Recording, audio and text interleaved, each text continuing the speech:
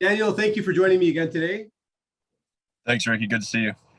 Pleasure. So, Daniel, a lot of people are worried, and they're worried for a lot of good reasons because the headlines they're reading right now can be terrifying, especially if you don't have the background context. So, I'm going Right. to ask you a couple of questions, and I hope that the viewers will take a lot away from this. First question I have for you, Dan, is that if I own a home, can I keep my lower rate if I end up buying another home? How does it look Yeah, like in a situation like that? yeah, that's a great question, Ricky. I get that a lot actually. So in most cases, lenders allow something called a port add-on, or just let's call it in short a port. They allow you to port your mortgage. So essentially, what that means is, most cases, your lender will allow you to keep your current rate and move that mortgage over to the home you're buying. Often, though, you're likely adding on to the mortgage. So what happens is they do something called the blended rate. So they take your existing low rate and they blend it in with the new rate to come up with something in the middle ground. So most cases, again, you have to ask your lender. You can keep your existing rate. So that sounds like an incredible opportunity. Subject to the Right. terms and conditions of my existing mortgage, Of if course. I like the rate that I have, but I also like the home that I'm seeing and I want to make that acquisition, if I talk to my bank, I could potentially take the loan off of my existing home. Instead of discharging it in full, I could have it ported to the new property, and then any sort of deviation in the price, they would blend the rate and I would be paying on that. That's amazing. Exactly. No, it Makes a is. lot It is of because you're also avoiding any prepayment penalties or any kind of penalties because you are porting it. So it's a win-win.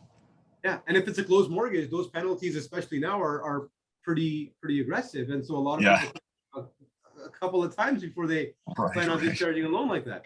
Okay, so then that makes a lot of sense. That's a really cool. I think that's a pro tip, frankly. When it comes to the market itself, a lot of people are saying that prices are going down. Why Right. is it that prices are going down? And is this something that we're seeing across the board? What exactly is happening in your opinion right Yeah, so this is happening like on a high level due to inflation. So inflation worldwide is rampant. It's pretty high. So in order to curb inflation, what central banks worldwide do is they raise rates to curb lending, and that will essentially lower it'll lower spending on the consumer and business end, and that has a deflationary effect, right? So so in inflationary times, we do see higher rates, and when we see higher rates, the affordability for buyers goes down, and we see that in the market right now. The June numbers just came out. We're down about 20% for June since February's highs. which makes a lot of sense. And I mean, it's only natural when you've got extra money, if we can call it that. Inflation is the amount of money in the system. So when you've got a lot of money in the system, the way to call back the money and lower the inflation is to increase the rates because you make it expensive. And rather than hang on to the money, people want to return it so that Exactly. inflation rates go down. So that makes a lot of sense. And so with Exactly. the impact with the rising interest rates and all of these things, these are having a direct impact on the real estate market itself, is what we're Yes. seeing at the time. Fair enough. And in terms of consumer confidence, if I am a homeowner or I'm looking to purchase a home, are you as a professional confident in the real estate market today? I say that's a great question. I'd say long term, absolutely. There's so many good things going for the GTA and have been going for the GTA for many years. I mean, we're politically stable. We're very economically stable. And with the current government mandates, we're getting about 400,000 new immigrants into the country. Most of them actually go to Ontario.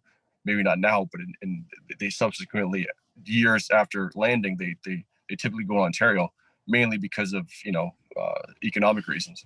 So it's a fantastic place to live in. I don't see that the real estate market going down long term. I'm You very know, I'm it very Go ahead. makes a lot of sense. And what's really interesting about what you're saying, Dan, is that with the immigration that we have, you think about who's coming to the country, and it's usually people that are wealthy, people that are highly educated, or somebody that's been sponsored or is marrying into a Canadian family. Exactly.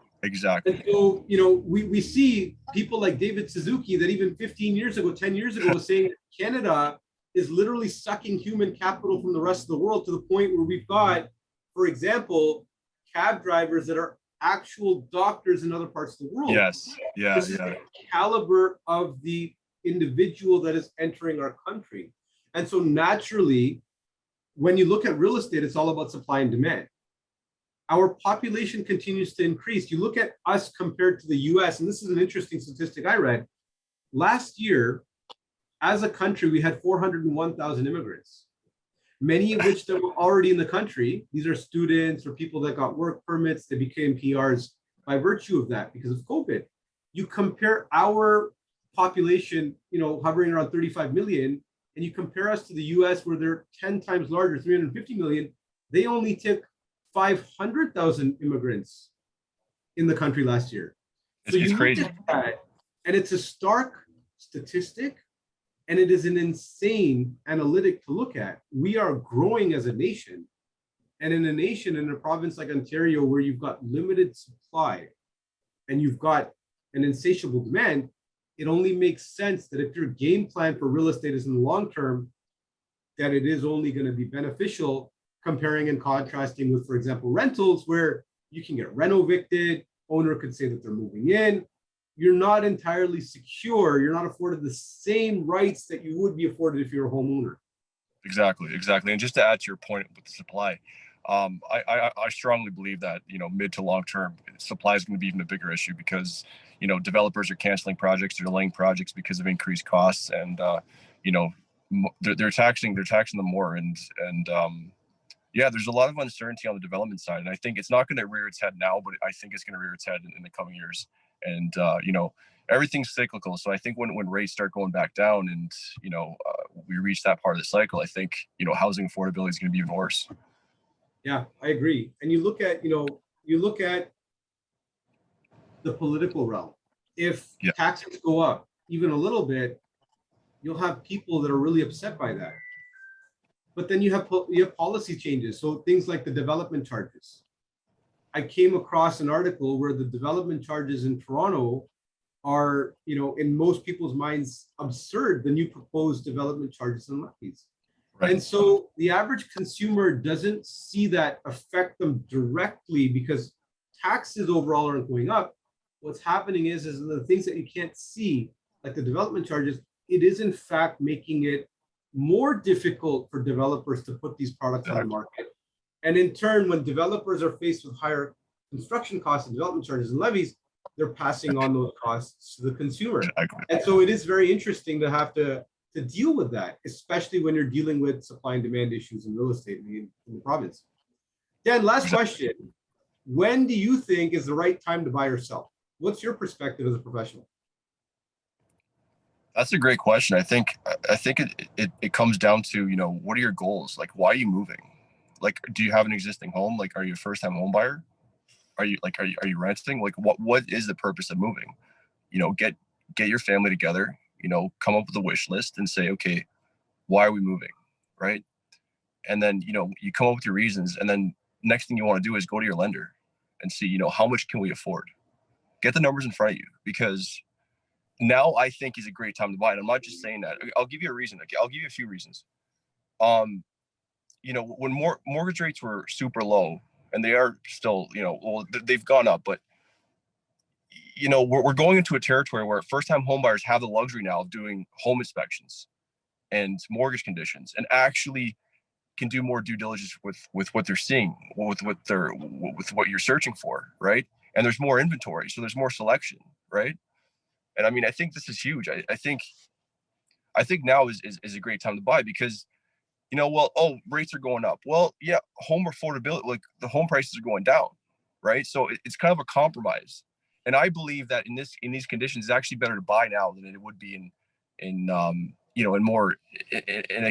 conditions where real estate prices are going up, right? Because there's more selection, and you have more time to make sure you're making the right decision, right? And oftentimes, and another really good point is, most homes you're seeing on Realtor.ca, they're listed for the market price, if not lower. Like, I'm seeing homes now that are going below list price. So now buyers are like, oh, okay, this is actually what they're asking for, So that's great too, because you know what you're getting into. You're not going to these bidding wars overbidding $100,000, $200,000. Make sense? Makes a lot of sense. And I think you're right. At the end of the day, it is an analytical understanding.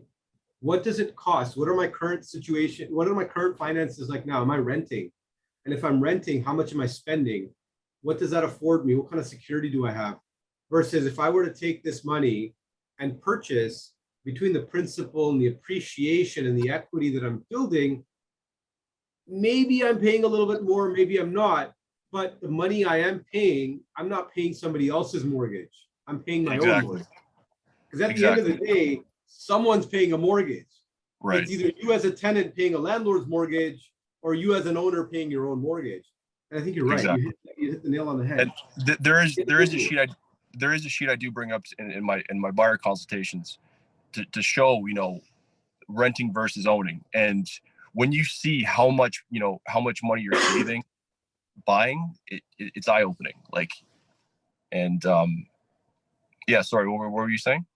Yeah, no, that's great. That's perfect insight. And I think, again, you know, for the average consumer today, it's all about sitting with a professional that understands what's happening in the market, understanding that what's happening in Toronto is different from what's happening in Markham, is different from what's happening in Richmond Hill. Exactly. Really assessing your needs and your wants, and then using a professional to figure out what is feasible for you and your family as a unit.